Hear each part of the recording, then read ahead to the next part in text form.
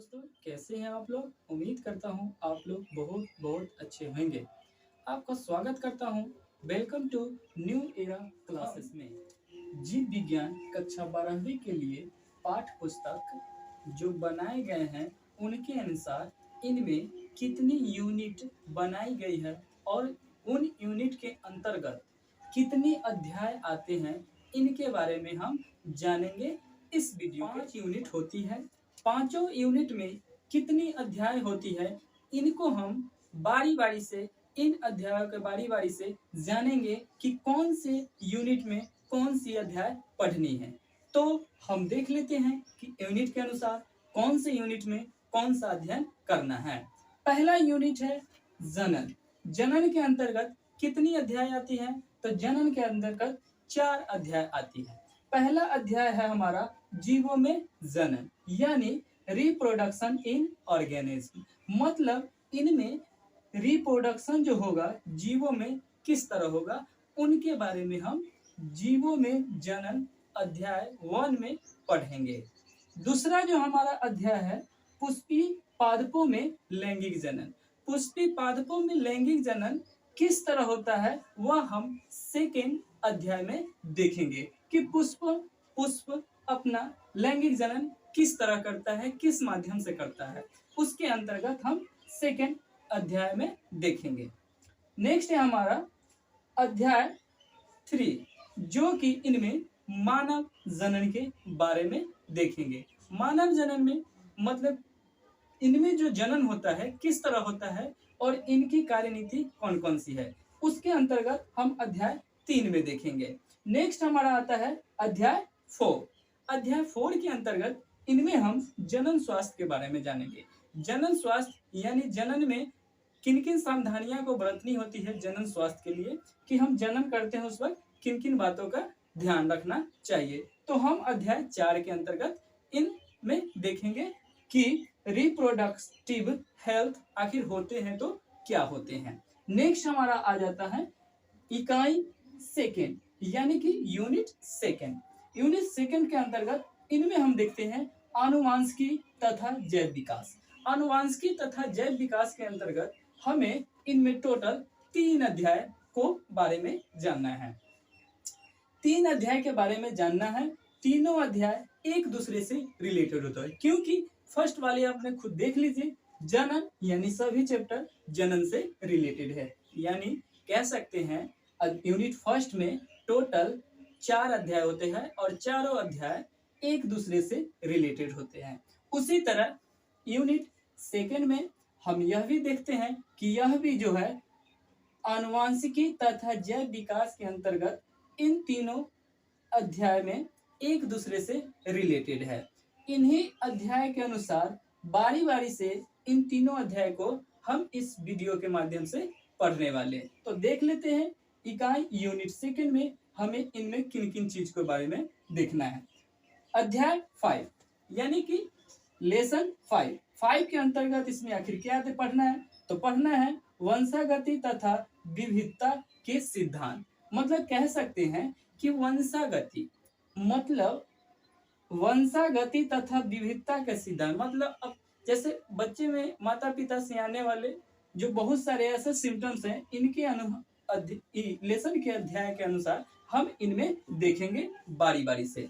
दूसरा जो हमारा है अध्याय वंशागति के आणविक आधार। देखिए, आणविक आधार का मतलब हुआ कि आखिर जो वंशागति है उनका आणविक आधार क्या है। तो हम लोग मोटा मोटी जान लेते जैसे डीएनए, कि बच्चों में माता पिता से जो डीएनए आता है वैसा ही बच्चा का लक्षण होता है।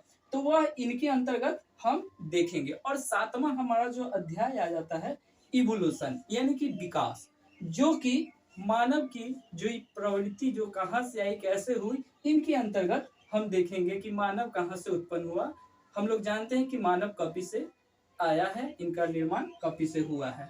इनमें बहुत सारे वेरिएशन हुआ है, तब जाके एक ऐसा रूप देखने को मिला है। लेकिन इनके अध्याय में बहुत सारे ऐसे चीज जानना है जो कि हम अध्याय 7 में एवोल्यूशन में देखेंगे।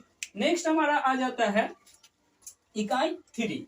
इकाई 3 के अंतर्गत हम इसमें क्या जानेंगे? तो इनमें इकाई 3 के अंतर्गत यानी यूनिट 3 के अंतर्गत हमें यह देखना है कि मानव कल्याण में सूक्ष्म जीव या जीव विज्ञान, आखिर हमारे जीवन में मतलब मनुष्य के यानी मानव के जीवन में जो जीवाणु है सूक्ष्म जीव, उनका क्या रोल है, मतलब उनमें क्या भागीदारी है और क्या हानि है।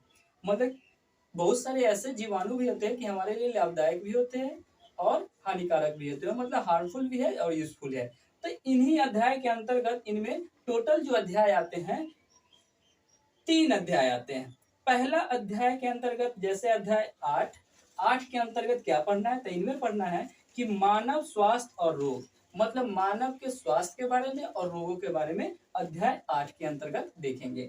नेक्स्ट हमारा आ जा रहा है अध्याय 9। अध्याय 9 के अंतर्गत कि पढ़ना क्या है, तो अध्याय 9 के अंतर्गत पढ़ना है कि खाद्य उत्पादन में वृद्धि की कार्यविधि। अभी देख रहे हैं कि बहुत सारे खाद्य उत्पादन में वृद्धि किया जाना चाहिए, क्योंकि करते भी हैं, तब तो बहुत सारे क्योंकि प्रोडक्ट हमें चाहिए तो खाने पीने के लिए बहुत सारे ऐसे, तो वही उनमें खाद में ऐसी वृद्धि होनी चाहिए जिनसे फूड पार्टिकल्स में बहुत सारे ऐसे प्रोडक्शन मिले हमें कि खाद्य उत्पादक वृद्धि में कार्यनीति बढ़े।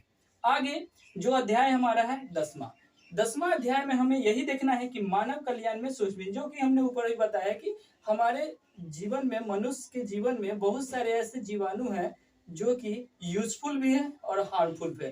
तो बारी बारी से हम इन अध्याय के बारे में, हर एक अध्याय के बारे में, एक एक अध्याय के बारे में बारी बारी से बहुत अच्छी तरह से पढ़ेंगे। और इन अध्याय में बच गया है 2 यूनिट, जो कि अभी इरेज करके मैं दूसरा यूनिट अभी इस पर लिख दे रहा हूँ। बाकी जो बचे हैं 2 यूनिट उनके बारे में, तो आप थोड़ा वेट कीजिए और वीडियो को लाइक कीजिए, सब्सक्राइब कीजिए, शेयर कीजिए, और पसंद आए तो लोगों में, अपने दोस्तों में, ग्रुप में बहुत से बहुत। यूनिट 4 के अंतर्गत हमें 2 अध्याय पढ़नी है। अध्याय फर्स्ट है अध्याय 11 में हमें जैव प्रौद्योगिकी सिद्धांत एवं प्रक्रम के बारे में जानना है कि जैविक प्रौद्योगिकी एवं सिद्धांत ये प्रक्रम आखिर है तो क्या है।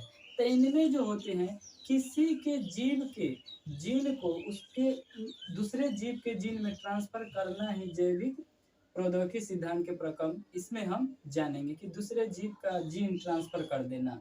और इनमें और भी आगे जाएंगे तो इनके अध्याय में दूसरा है जैव प्रौद्योगिकी अध्याय, मतलब इनमें उपयोग किए जाते हैं। तो इन दोनों अध्याय के अंतर्गत हम देखेंगे बारी बारी से कि जैव प्रौद्योगिकी सिद्धांत में प्रक्रम और जैव प्रौद्योगिकी एवं उनके उपयोग, बहुत सारे ऐसे चीज है इनमें जानने के लिए और इनमें जानने की, जो कि अध्याय यूनिट 4 के अंतर्गत जैव प्रौद्योगिकी अध्याय के अंतर्गत 2 अध्याय पढ़ना है।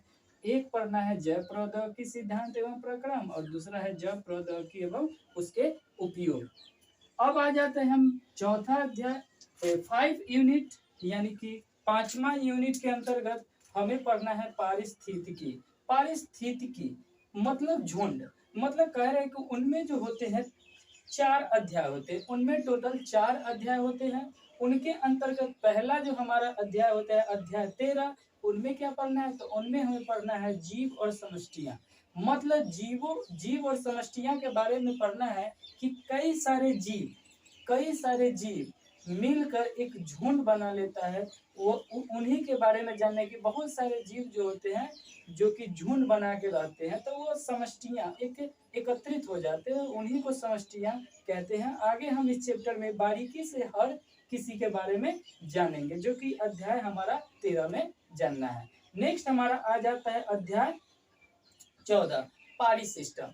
तब पारी तंत्र जो होता है इकोसिस्टम में इनमें जो होता है बहुत सारे ऐसे जलीय तंत्र पाए जाते हैं, मतलब जलीय पारी तंत्र पाए जाते हैं, जहाँ पे बहुत सारे ऐसे जीव जो झुंड बना के रहते हैं, उनके अंतर्गत अध्याय हम 14 के अंतर्गत देखेंगे, यानी कि इकोसिस्टम के अंतर्गत।